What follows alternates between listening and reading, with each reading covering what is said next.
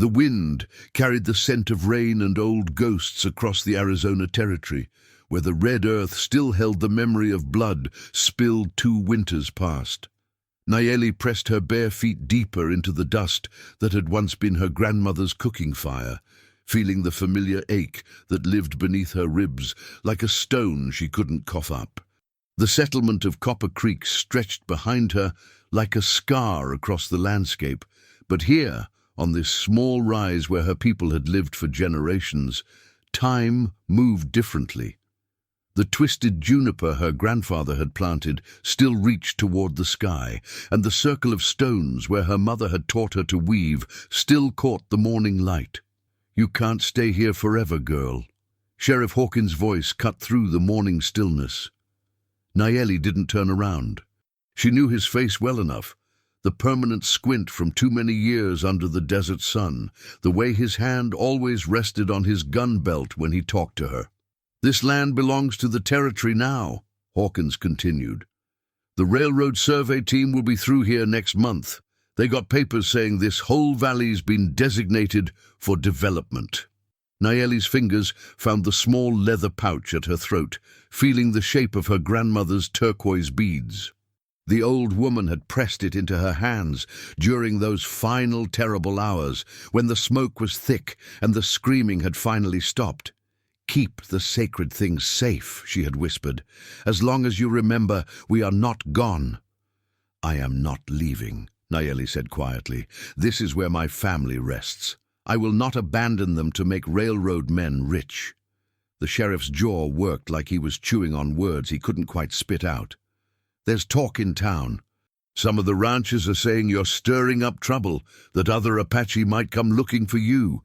They're scared, Nayeli. Scared people do stupid things. Then they should stop being stupid." Despite everything, Hawkins almost smiled. "I wish it were that easy, but if you won't come into town, at least be careful. Don't give them an excuse." The sun was directly overhead when she saw the rider approaching from the east. He moved slowly, carefully, and the man himself sat in the saddle with the easy grace of someone who had spent more time with animals than people. Elias Morgan, the widower who ran cattle north of town. She had heard the stories about him, how he'd lost his wife to fever 3 years back, how he sometimes rode out into the desert for days at a time, coming back hollow-eyed and silent. But she had also heard whispers about how he'd been one of the few white settlers who'd spoken against the attack on her village, how he'd ridden out afterward to help bury the dead when no one else would. He stopped his horse at the base of the rise, close enough to speak without shouting, but far enough away to show he wasn't a threat. "Miss," he said, touching the brim of his hat, "don't mean to disturb you. Just wanted to let you know there's weather coming in from the west. Big storm, by the look of it." Nayeli glanced toward the horizon, where dark clouds were building like mountains against the pale sky. "Thank you, but I am staying." Elias nodded slowly, like he'd expected that answer. "Figured you might. This land means something to you. Everything I have ever loved is buried here. I will not leave them to face the storm alone." He was quiet for a long moment, studying her face. When he spoke again, his voice was soft. "I lost my wife 3 years ago. After the funeral, I used to sit by her grave for hours, talking to her like she was still there. People thought I was losing my mind." Nayeli felt something shift in her chest. "What did you tell her?" "Everything I should have said while she was alive. All the ways I'd failed her." He paused. "I told her about the night your people died. How I tried to stop it. How I failed at that too." The words hit her like a physical blow. "You were there. I was there. I rode out with the posse, thinking I could talk them out of it. But by the time I understood what they really intended, I was too late. Too much of a coward to do what needed doing." The storm was closer now, the wind picking up. Thunder rumbled in the distance. Nayeli could taste the electricity in the air. "Why are you telling me this?" "Because I think you deserve to know that not everyone here wanted your family dead. And because I think maybe we both know something about carrying weight that ain't ours to carry." The first drops of rain began to fall. Nayeli felt them on her face, cold and clean. "The storm is coming." "Yes, it is. I'm not leaving. I know." He dismounted, leading his horse to the shelter of the old juniper tree. "You don't have to stay," she said. Elias settled down against the tree trunk, his hat tilted to keep the rain from his eyes. "I know that too, but I reckon I'm not leaving either." The storm hit like the fist of an angry god, turning the world into chaos of wind and water and blinding light. Nayeli stood in the center of the sacred circle, her feet planted firmly in the mud, her face turned up to the sky, as if she were trying to drink the lightning itself. For 847 days, she had held herself rigid against the world, afraid that any softness would be seen as weakness. But here, in the teeth of the storm, with the thunder speaking in the old language, she could finally let herself remember not just the dying, but the living too. "Dance with me, Nayeli." Her father's voice in her memory, patient and warm. "Feel how the ground holds you up. We are not separate from the world. We are part of it." She began to move then, swaying with the rhythm of the rain and the drumbeat of her own heart. The mud squelched between her toes, and she could taste the desert on her tongue, all sage and copper and the particular sweetness that came with water in a dry land. Through the storm, she could see Elias under the juniper tree, watching her with something that might have been understanding. He knew about storms, not just the weather kind, but the ones that lived inside people, that built pressure until something had to give. The thunder was almost constant now, and still Nayeli stood in the center of it all, her arms spread wide. She was thinking about her mother, about the way she had braided sweetgrass into her hair on feast days. "You are the bridge between what was and what will be," her mother had said on that last terrible night. "As long as you remember, we continue." But living, Nayeli was beginning to understand, was different from simply refusing to die. Living meant letting the storm wash through you, and coming out changed but not broken. The rain was washing the salt from her cheeks now, though she couldn't remember when she had started crying. She cried for her grandmother's gentle hands, for her father's patient teaching, for her mother's fierce love. But she also cried for the weight she had been carrying, for the way she had made herself small and hard to survive. The storm was beginning to weaken, but Nayeli remained where she was, letting the last of the rain wash over her like a blessing. She felt empty, in the best possible way, hollow, but not broken, like a reed that could bend with the wind because it was no longer afraid of snapping. "Nayeli." Elias's voice was quiet. "Are you all right?" The question was simple, but it carried weight. When was the last time someone had asked her that? "I think so," she said, and was surprised to find that it was true. "I think I'm more all right than I have been in a long time." She walked toward him and settled down beside the tree. His horse whickered softly. "Thank you for staying. Thank you for letting me." They sat in comfortable silence, listening to the storm move off toward the east. Somewhere in the distance, a coyote called to its mate. "I need to tell you something," Elias said, "about what I saw that night. You don't have to." "Yes, I do, because I think you deserve to know the truth." He told her then about riding out with the posse, about thinking he could prevent the violence, about failing when it mattered most. The words hung in the air between them, heavy with the weight of old violence. "I tried to stop them," he said, "but there were 20 of them and only one of me, and they were drunk on blood and righteousness. So you ran." "So I ran. I got on my horse and I rode away, and I left your people to die because I was too much of a coward to die with them." Nayeli was quiet for a long time. Evil was rarely simple, she realized. It was made up of good people who looked the other way, of cowards who chose safety over justice. "You came back," she said finally. "After. You came back and helped bury the dead." "I did, but that doesn't absolve me of what I failed to do when it mattered." "No, it doesn't, but it matters anyway." She looked at him, really looked at him, seeing past the guilt to the man underneath. I have been angry for so long, angry at the men who killed my family, angry at the town that let it happen, angry at myself for surviving when they didn't. That's not a burden that belongs to you. No, but I picked it up anyway. Tonight, in the storm, I think I finally understood something my grandmother used to tell me. She said that grief is love with nowhere to go. But love doesn't have to be carried like a stone. It can be planted like a seed, grown into something that honors the dead by helping the living. The clouds were breaking up and she could see stars appearing. I want to stay here on this land, but I don't want to stay the same person I have been. I want to plant something, build something, create something that would make my family proud. What did you have in mind? I don't know yet, but I think I would like to find out. They sat together in the aftermath of the storm, two broken people who had found something in each other that neither had expected. The storm had passed, but something had been born in its wake, something fragile and precious and worth protecting. 2 months after the storm, the small garden behind Nayeli's shelter was thriving. What had begun as an act of faith had grown into something that caught the attention of the entire settlement.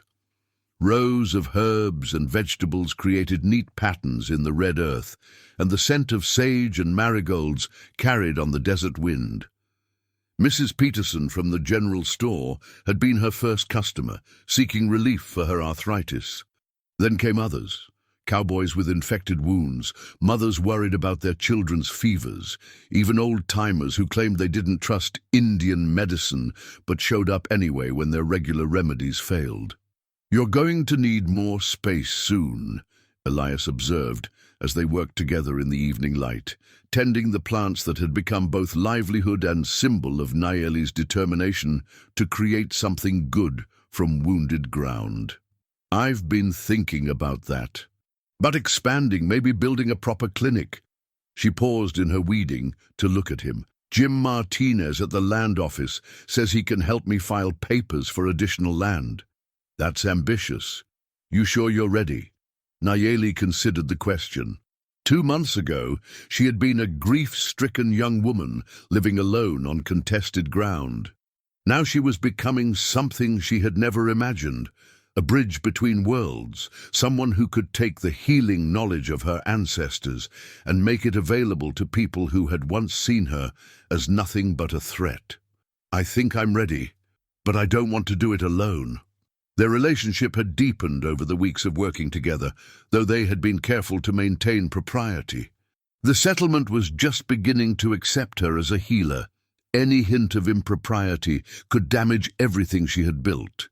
But the careful distance was becoming harder to maintain, especially on evenings like this, when they worked side by side in comfortable partnership, their hands occasionally brushing as they reached for the same plant. "Miss Nayeli! Miss Nayeli!" The urgent shout came from the direction of town. They looked up to see young Tommy Martinez running toward them, his face flushed with panic. "It's Mama," he gasped when he reached them. "The baby's coming, but something's wrong. She's been laboring since yesterday, but nothing's happening. Papa sent me to fetch you." Nayeli was already moving, gathering her birthing kit from the shelter. She had been preparing for this moment, studying her grandmother's teachings about difficult births and consulting with Doc Henley about when traditional methods might need modern assistance. "Is Doc Henley with her?" "He's out at the Morrison Ranch. Papa didn't know when he'd be back." "Run and tell your father I'm coming," she said. "Tell him to have hot water ready and clean cloths." As the boys sprinted back toward town, Elias caught her arm gently. "Are you sure about this? If something goes wrong..." "If I don't try, something will definitely go wrong. Sarah Martinez trusted me enough to ask for help. I won't let her down." They rode to the Martinez house in tense silence. Jim Martinez met them at the door, his face haggard with worry. "Thank God you're here. She's getting weaker, and I don't know what to do." Nayeli found Sarah Martinez pale and exhausted, her hands clutching the bed frame as another contraction seized her. The young woman looked up with desperate eyes. "Please, I can't lose another baby." "You won't," Nayeli said firmly. "But I need you to trust me." What she found during her examination confirmed her fears. The baby was breech, positioned wrong for natural delivery. It was exactly the kind of situation that killed mothers and children in frontier communities. "The baby is turned wrong," she explained gently. "I'm going to try to turn it, but if that doesn't work, we'll have to deliver it breech." For the next hour, Nayeli worked with focused intensity, using techniques her grandmother had taught her. Sarah endured the process with remarkable courage, following breathing instructions and gripping Nayeli's hands during the worst moments.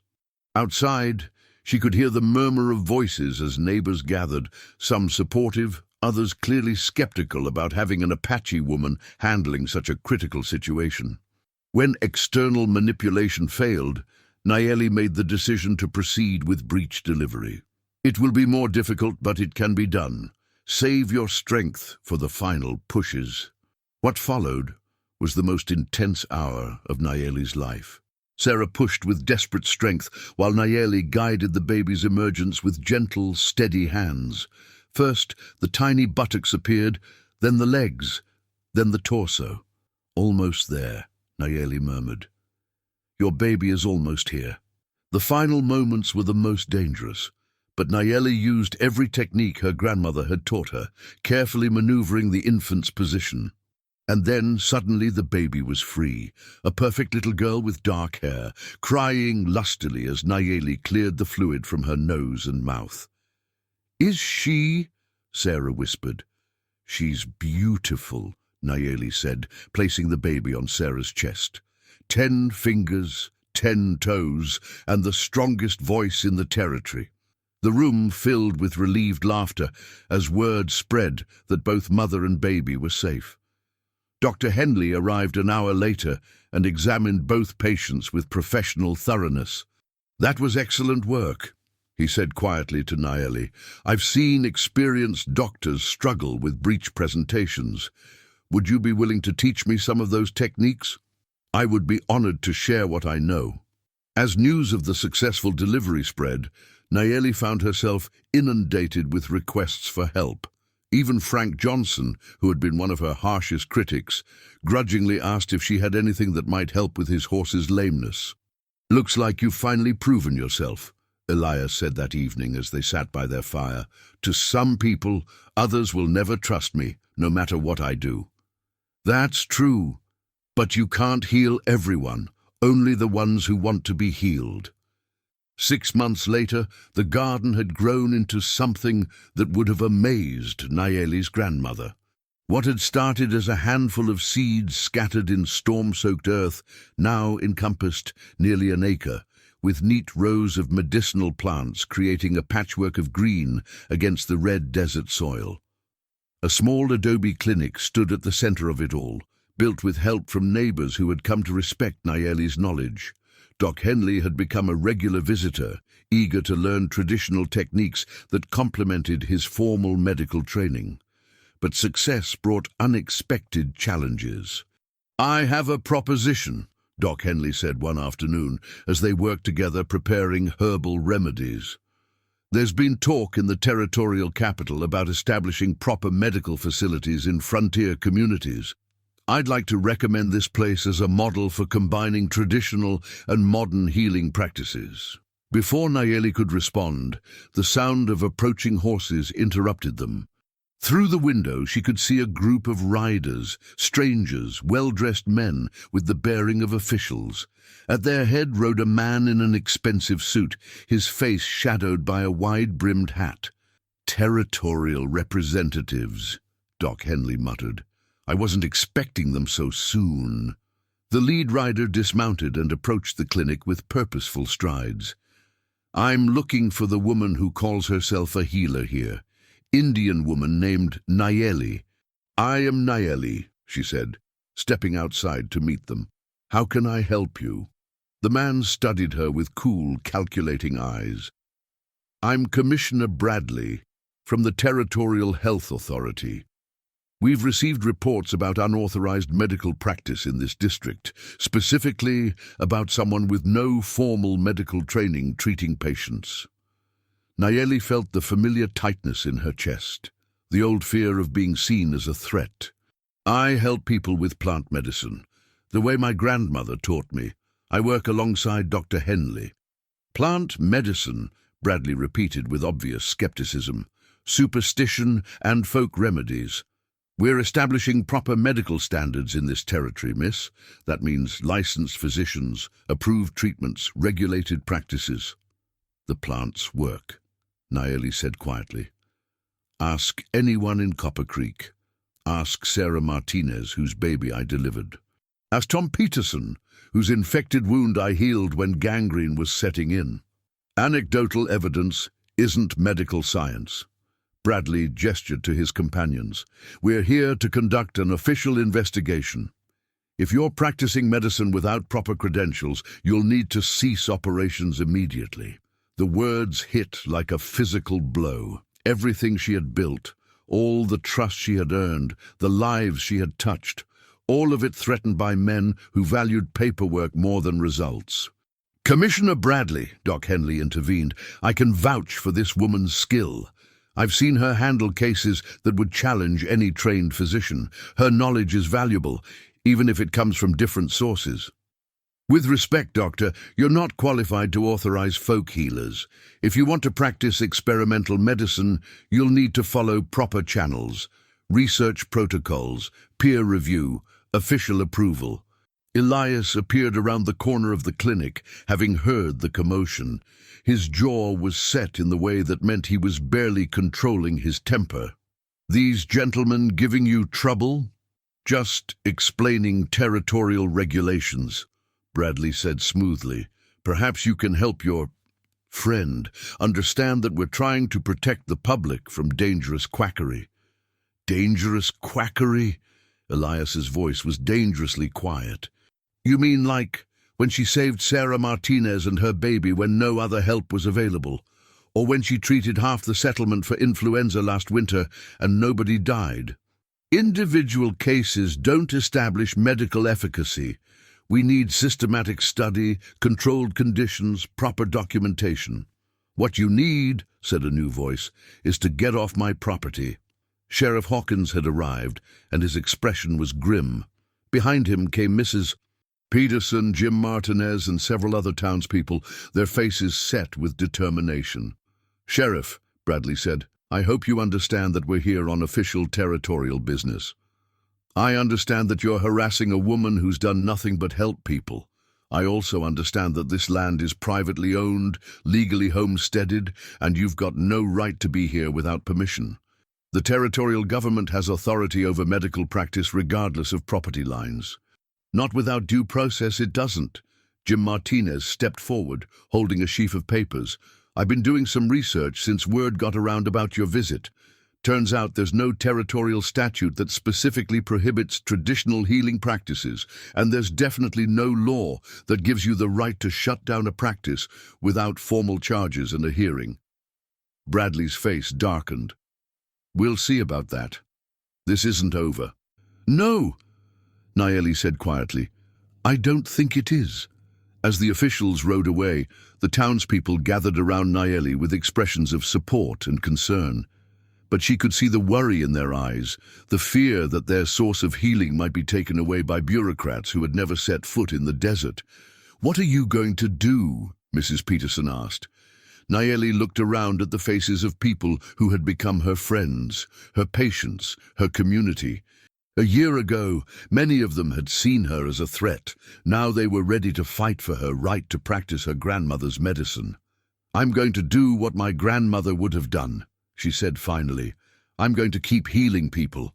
And I'm going to prove that traditional knowledge has value, even if I have to document every case, write down every remedy, and translate every lesson into language the territorial government can understand.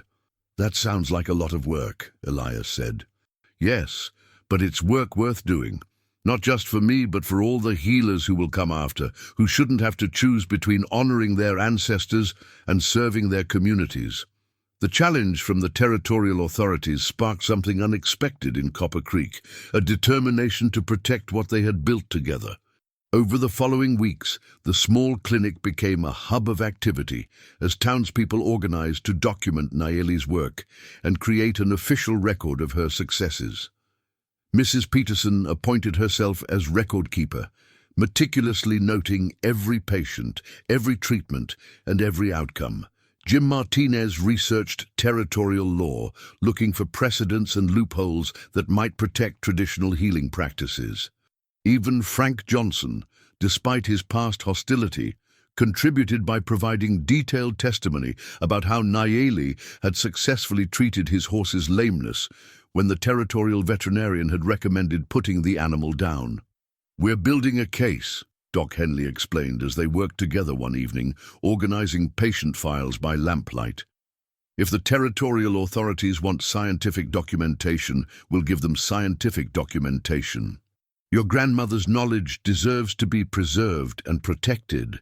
But Nayeli knew they were fighting for more than just legal recognition. They were fighting for the principle that healing came in many forms, that wisdom could be found in unlikely places, and that bureaucracy should serve people rather than controlling them. The real test came 2 months later, when Commissioner Bradley returned with a full inspection team and a territorial judge. This time, however, they found a different situation than they had expected. The clinic now had detailed records of over 200 successful treatments.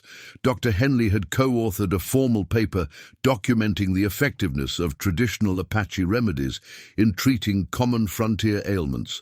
Most importantly, patients from across the territory had sent written testimonials about Nayeli's care. "This is quite impressive," Judge Morrison admitted as he reviewed the documentation. "But the question remains whether traditional healing practices can be considered legitimate medical treatment under territorial law." "Your Honor," Jim Martinez stood to address the court that had been convened in the clinic's main room, "with respect, I think we're asking the wrong question. The real question is whether the territorial government has the right to prevent people from seeking the medical care they choose, especially when that care has been proven effective." The hearing that followed was unlike anything Copper Creek had ever seen. Patients testified about treatments that had saved their lives. Dr. Henley presented medical evidence supporting the efficacy of traditional remedies. Mrs. Peterson read from letters sent by people from neighboring settlements who had traveled specifically to seek Nayeli's help. But the most powerful moment came when Sarah Martinez took the stand, holding her healthy toddler daughter in her arms. "This child would not be alive without Nayeli," she said simply. "I was told by other doctors that breech births were too dangerous to attempt without surgical intervention. But there was no surgeon available and no time to transport me to a city hospital. Nayeli used techniques her grandmother had taught her, knowledge that went back generations. She saved both our lives using medicine that some people call primitive, but which I call miraculous." Judge Morrison was quiet for a long moment after the testimony concluded. This court finds itself in the unusual position of weighing legal precedent against compelling evidence of public benefit.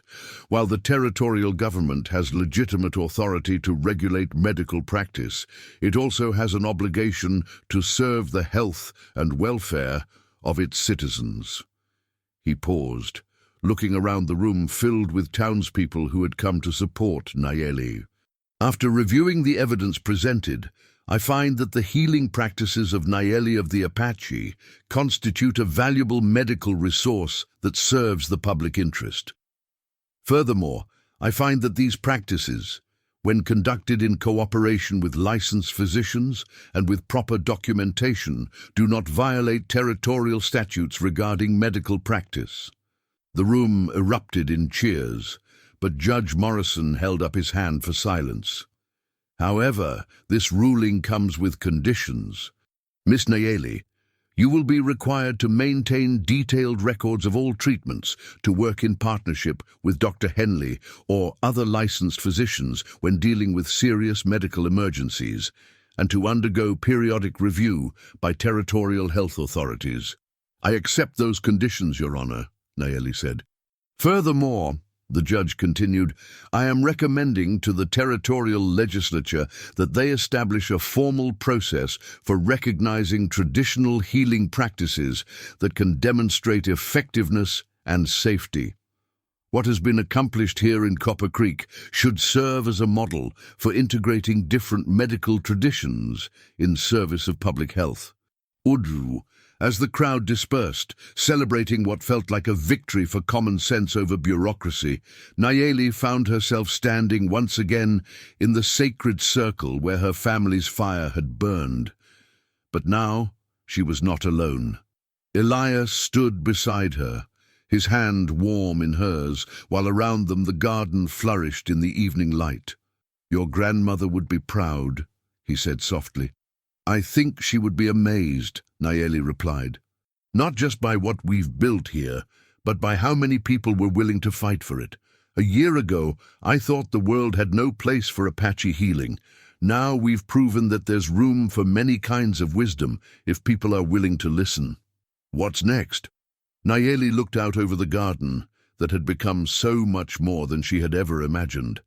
Not just a place of healing, but a symbol of what was possible when different worlds came together with mutual respect and shared purpose. Next, we keep growing, we keep healing, we keep building bridges between what was and what will be, and we teach others that healing isn't just about treating sickness, it's about bringing wholeness to broken places, whether those places are in our bodies, our communities, or our hearts. The stars were beginning to appear in the darkening sky, and somewhere in the distance she could hear the sound of children playing, their laughter carrying on the desert wind like a promise of better days to come. She had stood in the storm without flinching, and she had not stood alone. Now, in the quiet abundance of the life they had built together, she was ready for whatever challenges might come, knowing that love and determination could take root even in the most unlikely places, and grow into something beautiful enough to change the world.